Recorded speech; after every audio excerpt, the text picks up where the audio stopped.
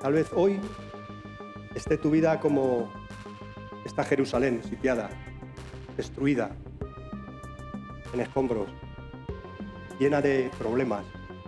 Tal vez veas tu vida sin salida, pero Dios te dice y me dice a mí, ¿habrá algo imposible para mí?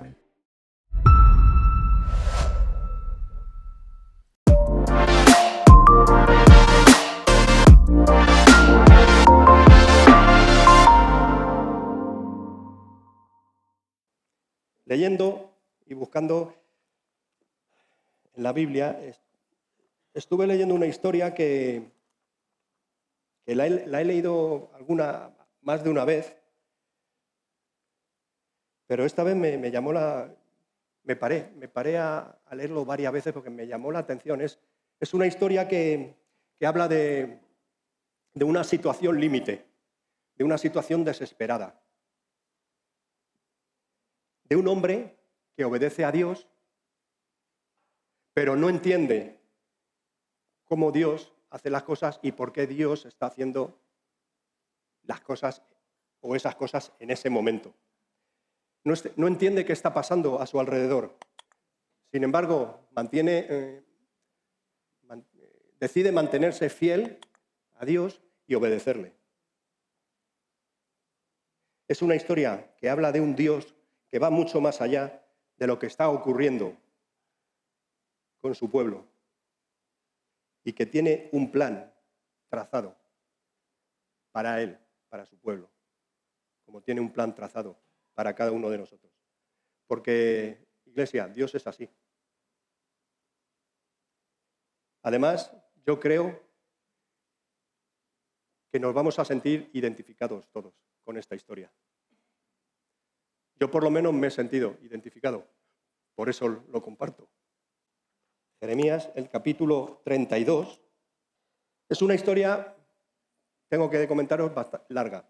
Tiene 44 versículos, pero voy a ser lo más breve posible. No os asustéis. A lo mejor me lleva tiempo en leer estos 44 versículos, evidentemente es larga la historia, pero podemos sacar enseñanzas muy importantes y muy fructíferas para nuestra vida. Palabra de Jehová que vino a Jeremías, el año 10 de Ezequías, rey de Judá, que fue año 18 de Nabucodonosor. Entonces el ejército del rey de Babilonia tenía sitiada a Jerusalén, y el profeta Jeremías estaba preso en el patio de la cárcel, que estaba en la casa del rey de Judá, porque Sedequías, rey de Judá, lo había puesto preso, diciendo: ¿por qué profetizas tú diciendo, así ha dicho Jehová? He aquí yo entrego esta ciudad en mano del rey de Babilonia, y la tomará. Y Sedequías, rey de Judá, no escapará de la mano de los caldeos, sino que de cierto será entregado en mano del rey de Babilonia, y hablará con él boca a boca, y sus ojos verán sus ojos. Y hará llevar a Sedequías a Babilonia, y allá estará hasta que yo le visite. Y si peleareis contra los caldeos, no os irá bien, dice Jehová. Dijo Jeremías, palabra de Jehová, vino a mí diciendo: he aquí que Anameel, hijo de Salum, tu tío, viene a ti, diciendo: compra mi heredad, que está en Anatot, porque tú tienes derecho a ella para comprarla. Y vino a mí Anameel, hijo de mi tío, conforme a la palabra de Dios, al patio de la cárcel, y me dijo: compra ahora mi heredad, que está en Anatot, en tierra de Benjamín, porque tuyo es el derecho de la herencia, y a ti te corresponde el rescate. Cómprala para ti. Entonces conocí que era palabra de Jehová. Y compré la heredad de Anameel, hijo de mi tío, la cual estaba en Anatot. Y le pesé el dinero, 17 siclos de plata. Y escribí la carta y la sellé. Y la hice certificar con testigos y pesé el dinero en balanza.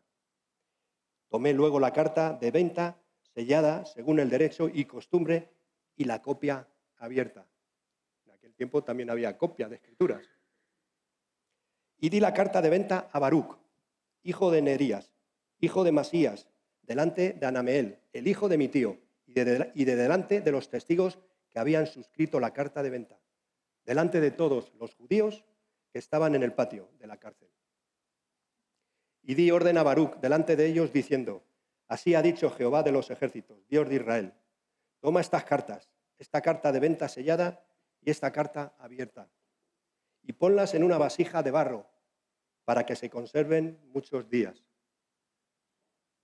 Porque así ha dicho Jehová de los ejércitos, Dios de Israel, aún se comprarán casas, heredades y viñas en esta tierra. Y después que di la carta de venta a Baruc, hijo de Nerías, oré al Señor, diciendo, oh Señor Jehová, he aquí que tú hiciste el cielo y la tierra con tu gran poder y con tu brazo extendido. Ni hay nada que sea difícil para ti. Que haces misericordia a millares y castigas la maldad de los padres en sus hijos después de ellos. Dios grande y poderoso, Jehová de los ejércitos es su nombre. Grande en consejo y magnífico en hechos, porque tus ojos están abiertos sobre todos los caminos de los hijos de los hombres, para dar a cada uno según sus caminos y según el fruto de sus obras. Tú hiciste señales y portentos en tierra de Egipto, hasta este día, y en Israel, y entre todos los hombres, y te has hecho nombre, como se ve en el día de hoy. Y sacaste a tu pueblo Israel de la tierra de Egipto con señales y portentos, con mano fuerte y brazo extendido, y con terror grande. Y le diste esta tierra de la cual juraste a sus padres que se las darías, la tierra que fluye leche y miel. Y entraron y la disfrutaron, pero no oyeron su voz, ni anduvieron en tu ley. Nada hicieron de lo que les mandaste hacer. Por tanto, has hecho venir sobre ellos todo este mal. He aquí que con Ariestes han acometido la ciudad para tomarla. Y la ciudad va a ser entregada en mano de los caldeos que pelean contra ella, a causa de la espada, del hambre y de la pestilencia. Ha venido, pues, a suceder lo que tú dijiste, y aquí estás viendo. Oh Señor Jehová, y tú me has dicho, cómprate la heredad por dinero y pon testigos, aunque la ciudad se entregara en manos de los caldeos. Le pregunta Jeremías a Jehová, a Dios. Y vino palabra de Dios a Jeremías diciendo, he aquí, yo soy Jehová, Dios de toda carne. ¿Habrá algo que sea difícil para mí? ¿Habrá algo que sea difícil para mí? Por tanto, así ha dicho Jehová, he aquí voy a entregar esta ciudad en manos de los caldeos y en mano de Nabucodonosor, rey de Babilonia, y la tomará. Y vendrán los caldeos que atacan esta ciudad y la pondrán a fuego y la quemarán.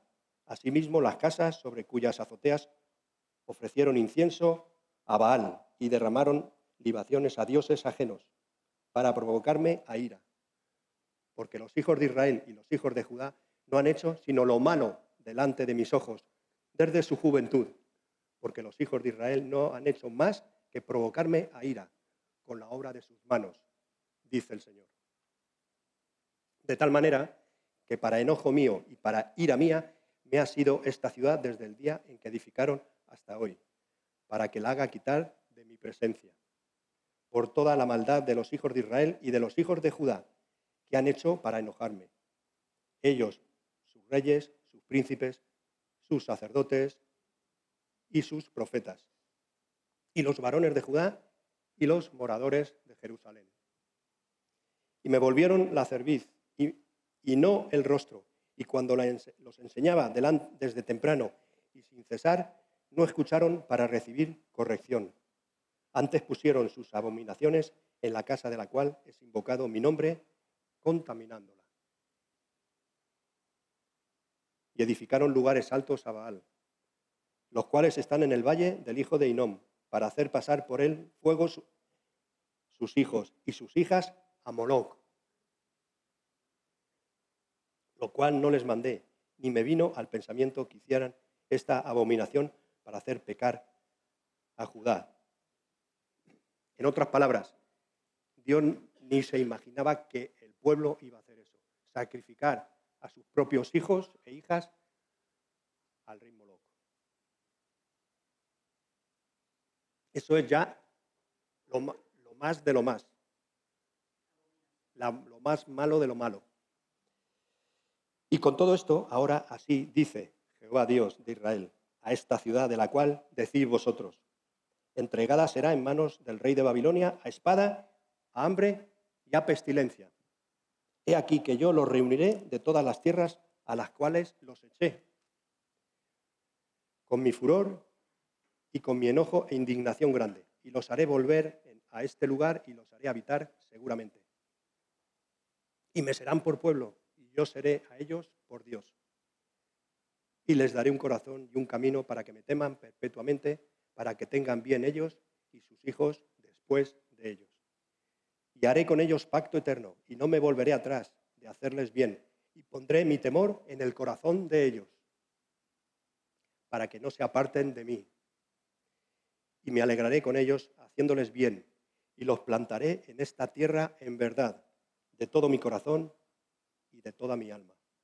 Porque así ha dicho Jehová, como traje sobre este pueblo todo este gran mal, así traeré sobre ellos todo el bien que acerca de ellos hablo.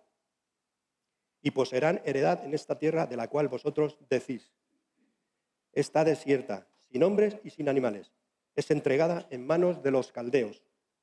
Heredades comprarán por dinero y harán escritura y la sellarán y pondrán testigos en tierra de Benjamín y en los contornos de Jerusalén y en las ciudades de Judá y en las ciudades de las montañas y en las ciudades de Séfela y en las ciudades del Negev, porque yo haré regresar sus cautivos, dice el Señor.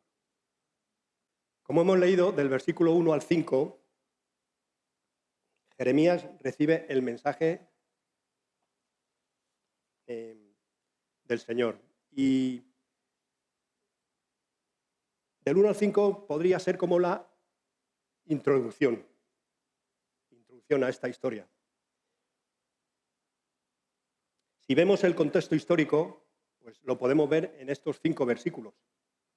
Vemos que Jerusalén está sitiada por Nabucodonosor, el rey de Babilonia. Los caldeos están atacando la ciudad. ¿Y qué es lo que había ocurrido? Pues años atrás el reino de Israel, el reino del norte, había caído también. ¿Por qué? Porque también el pueblo de Dios había sido desobediente. Había entrado en rebeldía a Dios. Y sus pecados eran tan grandes que el Señor los entrega en manos no de los caldeos, como en este caso, sino de los asirios. Y ahora, años más tarde, el reino del sur, Judá, que es de lo que habla esta historia, de Judá, del reino del sur, hace lo mismo. Están en la misma situación. El Señor está viendo la desobediencia, la rebeldía, el pecado constante del pueblo, haciendo cosas malas, no, malísimas, como en sacrificar sus hijos al rey Moloc. Y Dios decide o permite que los caldeos invadan Jerusalén. El rey Nabucodonosor invada y destruya la ciudad de Jerusalén. Y en medio de todo esto, en medio de toda esta situación, Jeremías profetiza, les dice que no se rindan. O sea, mejor dicho, que se rindan, porque no van a vencer. No van a vencer. Dios ha entregado a su pueblo, al pueblo de Dios, a los caldeos, y es mejor que se rindan, porque les va a ir mejor. Rendiros mejor porque es mejor que te rindas, que si no las cosas van a ser peor. Eso es lo que les está diciendo básicamente el profeta Jeremías. Y por decir eso, el rey Sedequías, el rey de Judá, coge prisionero a Jeremías por anunciar ese mensaje. Es un mensaje, como si dijéramos, antipatriótico. O sea, encima de estar con nosotros, dices tú esto, que nos rindamos, a la cárcel. ¿Por qué? Porque el rey Sedequías pensaría que le iba a ir bien. Porque como es el pueblo de Dios, pensaría el rey Sedequías, como es el pueblo de Dios, pues seguro que Dios va a hacer algo y nos va a sacar de esta situación, nos va a salvar. Pero el Señor, Dios, no había dado ese mensaje. Jeremías, el mensaje de Jeremías es todo lo contrario, que se rindieran. Jerusalén, sí o sí, iba a ser entregada en manos de los caldeos. Así que Jeremías, preso en el palacio, acusado de traición, y digo preso en el palacio porque no está en una cárcel como todos conocemos de barrotes, no, está preso en el palacio del rey, en un patio, pero no puede salir del patio. Está custodiado por la guardia, por guardias. Así que, viendo este panorama, la nación, bajo juicio de Dios por sus pecados, y viendo que no hay salida, porque no hay salida ni política ni militar. Podemos sacar la primera enseñanza de esta historia, de esta pequeña contexto histórico, de esta introducción. Y es que Dios no solamente habla en tiempos de paz, sino también nos habla en tiempos de crisis. ¿Y cómo habla? ¿Cómo le habla a Jeremías? Le dice, versículo 6, en ese tiempo el Señor me envió un mensaje, me dijo, tu primo Hanameel, hijo de Salum, vendrá y te dirá que compra mi terreno en Anatot, por ley tienes derecho a comprarlo antes que lo ofrezcan a algún otro. Entonces, así como el Señor dijo que haría, mi primo Hanameel vino a mí, me visitó en la cárcel donde estaba Jeremías y me dijo, por favor, compra mi terreno en Anatot, en la tierra de Benjamín, cómpralo, porque por ley tú tienes derecho, antes que lo ofrezca a otro o algún otro. Así que cómpralo. Eso es lo que le había dicho el Señor a Jeremías. Y Hanameel va a la cárcel y se lo dice personalmente. ¿Y qué hace Jeremías? Obedecer. Así que compré el terreno en Anatot, pagándole a Hanameel 17 piezas de plata, las pagué, cogió la escritura, la selló, cogió una copia de la escritura no sellada, con los términos y condiciones de la compra. Se las dio a Baruc, hijo de Nerías y nieto de Masías, hizo todo en presencia de Hanameel, del primo, de testigos que firmaron la escritura y de todos los hombres de Judá, que estaban allí en el patio de la guardia, custodiándole. Entonces le dije a Baruc, mientras todos escuchaban, esto dice el Señor de los ejércitos, Dios de Israel, toma tanto la escritura sellada como la copia no sellada y ponlas en una vasija de barro para que dure mucho tiempo. Pues esto dice el Señor de los ejércitos, Dios de Israel, algún día de nuevo, habrá dueños de esos terrenos que comprarán y venderán casas, viñedos y campos. Lo que le dice el Señor a Jeremías no parece extraño. No es extraño que te digan que compres un terreno en momentos de crisis, tal y como está la situación, porque Anatot, la ciudad de Anatot, estaba en un territorio ocupado por los babilonios. Y humanamente, comprar ese territorio, lógicamente, lo ibas a perder. A nadie se le ocurre, ¿no? Porque Dios había profetizado que la ciudad de Jerusalén, todas las ciudades iban a ser destruidas. Todas. No iba a quedar piedra sobre piedra. Lo había profetizado Dios. Lo había dicho Dios. Entonces, pregunto, ¿qué sentido tendría o qué sentido tenía hacer una inversión de este tipo en tiempos de guerra? Cuando la ciudad iba a ser destruida. ¿Qué sentido tenía? Porque uno compra un terreno cuando quiere hacer algo, ¿no? O porque quiere hacer algo. No sé. Si tú compras un terreno y eres agricultor, se supone que a medio o largo plazo pues vas a plantar viñas, o naranjos, o melones, o vete tú a saber, pero algo vas a hacer. Si compras un terreno en una ciudad, pues se supone que a medio o largo plazo tienes pensado edificar, hacerte una casita, un chalet, yo qué sé.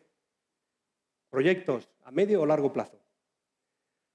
Así que, iglesia, no fue fácil. No fue fácil para Jeremías comprar un terreno que el enemigo había conquistado. Pero, ¿qué dice el versículo 9? Que Jeremías obedece. Dice, así que compré el terreno de Anatot, pagándole a Anameel 17 piezas de plata. ¿Qué enseñanza podemos ver en esto? ¿Qué aplicación podemos ver esto para nuestra vida, iglesia? Pues que la fe se manifiesta. ¿Cómo? Obedeciendo a Dios. Aunque la lógica diga lo contrario. Aunque humanamente no tenga sentido. Porque humanamente no tenía sentido ni era lógico comprar un terreno cuando iba a ser destruido todo. Pero Jeremías obedece, tiene fe y lo compra. Quizás Dios te pida sembrar en un terreno seco. Quizás te pida invertir en un sueño que parece que está muerto. O te pida perdonar cuando sabes que no va a haber garantías. La obediencia, hermanos, abre la puerta a lo que Dios quiere hacer contigo y conmigo. La obediencia. En la Biblia hay muchos ejemplos de gente, de personas que fueron obedientes. A David, por ejemplo, al rey David no le fue fácil creer que iba a ser rey de Israel, aún después de haber sido ungido. No le fue fácil creerlo, sin embargo confió en Dios.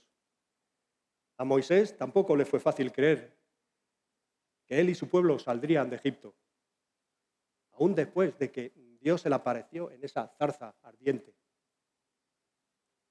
Sin embargo, también confió en Dios.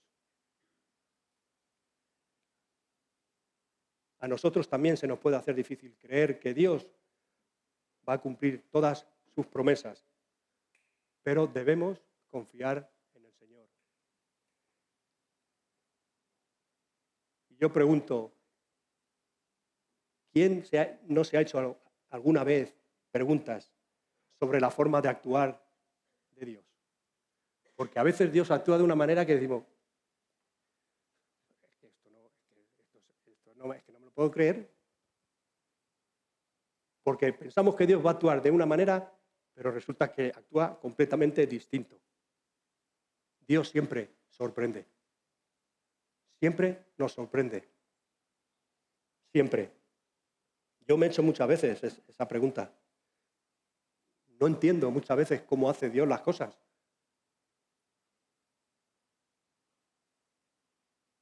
Por eso tenemos que orar. Orar con fe. No orar desde el miedo. Como no sé cómo va a hacer las cosas, tengo miedo. No, orar con fe. Como hizo Jeremías. Jeremías oró y reconoció que para Dios nada es imposible. Nada es imposible. Pero como humano confiesa que está confundido, como dice el versículo, a partir del versículo 16.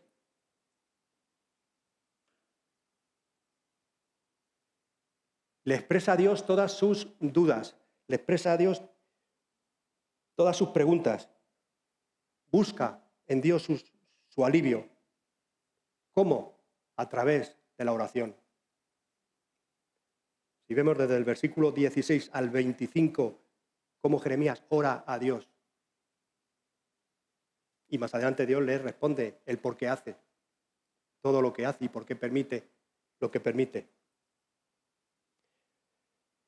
Jeremías ora reconociendo el poder de Dios como creador y libertador. Lo vemos en el versículo 17. Recuerda la historia de Israel, la fidelidad divina y el pecado del pueblo. Ora Jeremías a Dios diciéndole, Sí, sé que tu pueblo ha pecado y sé que tú has sido fiel. Confiesa lo que Dios dijo que está sucediendo. Lo confiesa, se da cuenta, es verdad. Pero no entiende del todo por qué Dios le mandó comprar el campo en ese momento, en el contexto de la historia. Pero eso sí, importante, importantísimo. Para Dios nada es imposible. Y eso lo reconoce Jeremías. Reconoce. Y nosotros, hermanos, iglesia, debemos reconocer que para Dios nada es imposible, aunque veamos las situaciones al revés, aunque veamos las cosas que no tienen sentido. Para Dios nada es imposible. Le puedes decir a Dios, no entiendo, Señor, cómo esto, qué está pasando, pero confío en ti, confío en ti. La fe, iglesia, no significa no tener preguntas que hacer. No, como tengo mucha fe, yo no pregunto. No, todos nos preguntamos. Sino significa tener confianza. Confianza en medio de esas preguntas. Significa traer nuestras dudas, nuestras quejas, nuestras confesiones al Señor. ¿Cómo? En oración. En oración.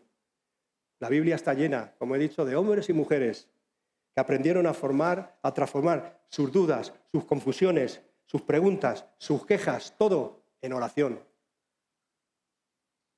Como he dicho, Moisés. ¿Quién soy yo para ir a Faraón? ¿Quién soy yo? A pesar de que Dios se presenta en la zarza ardiente.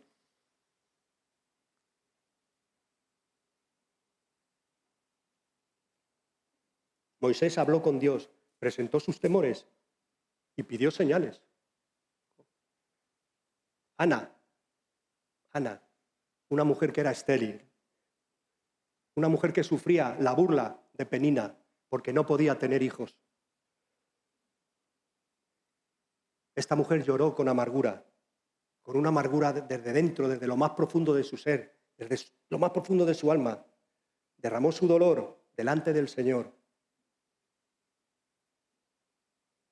La oración sincera, hermanos, cambia el corazón y abre puertas. Abre puertas a la bendición. Elías, el profeta Elías, después de vencer a los profetas de Baal, sintió miedo, se sintió como derrotado, porque claro, Jezabel le quería cortar la cabeza y sintió miedo, huyó, pidió hasta la muerte, le pidió al Señor hasta morir. Dice, basta ya, oh Señor, quítame la vida. En su desesperación habló a Dios y el Señor respondió con consuelo, con alimento. ¿Quién le alimenta? Un cuervo. Dios hace las cosas que no tienen sentido. Digo, pero bueno, un cuervo. ¿Cómo hace Dios las cosas? Y le da una nueva misión. Iglesia, aún en nuestra situación, en nuestra depresión, Dios oye nuestras oraciones y nos fortalece. Nos fortalece. Habacuc veía la injusticia en Judá y preguntaba, ¿hasta cuándo, Señor, clamaré y no oirás? Los malos prosperan, a los malos todo les va bien y los buenos todo les va mal. ¿Hasta cuándo, Señor? Presentó sus quejas, pero Dios le respondió con una visión y con una promesa. El justo por la fe vivirá. Jeremías 33:3 dice, clama a mí y yo responderé y te enseñaré cosas grandes y ocultas que tú no conoces. Dios sorprende. Dios responde, como le respondió a Jeremías con una pregunta que le dejó sin palabras. ¿Habrá algo difícil para mí? Reconoce que el juicio viene por el pecado, por la idolatría, por la injusticia, por la rebeldía. Pero Dios le dice que después de la disciplina va a venir la restauración. Los traerá de regreso a la tierra. Hará con ellos un pacto eterno. Pondrá su temor en sus corazones y se gozará en hacerles bien. ¿Por qué? Porque el Señor siempre nos va a hacer bien. Porque yo sé los pensamientos que tengo acerca de vosotros, dice el Señor. Pensamientos de paz y no de mal, para daros el fin que esperáis. Iglesia, el campo comprado es garantía de que el futuro no termina en ruinas. Esa era la garantía que Dios daba, sino termina en restauración. Abraham y Sara tuvieron un hijo cuando ya era imposible por la edad. Pero Dios es el Dios de lo imposible. Para Dios no hay nada imposible. María recibió la promesa de su Salvador en su vientre cuando era virgen. Siempre que Dios dice, ¿habrá algo imposible para mí? La respuesta nuestra debe ser no. Pero un no en mayúscula. No importa cuál sea tu cautiverio, tu situación hoy, no importa.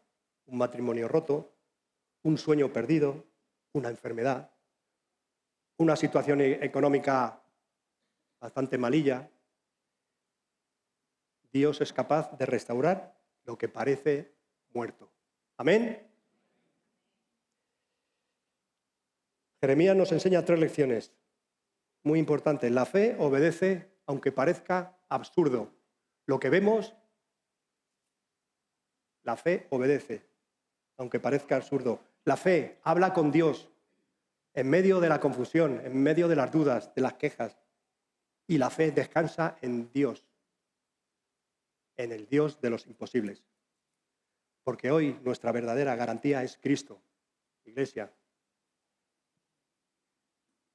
quien nos compró, no un terreno, sino que nos compró con su sangre, para darnos una herencia eterna. Tal vez, y termino, tal vez hoy esté tu vida como está Jerusalén, sitiada, destruida, en escombros, llena de problemas. Tal vez veas tu vida sin salida.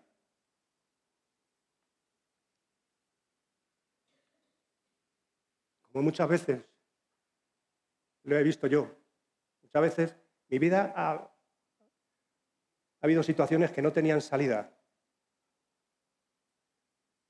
Pero Dios te dice y me dice a mí, ¿habrá algo imposible para mí?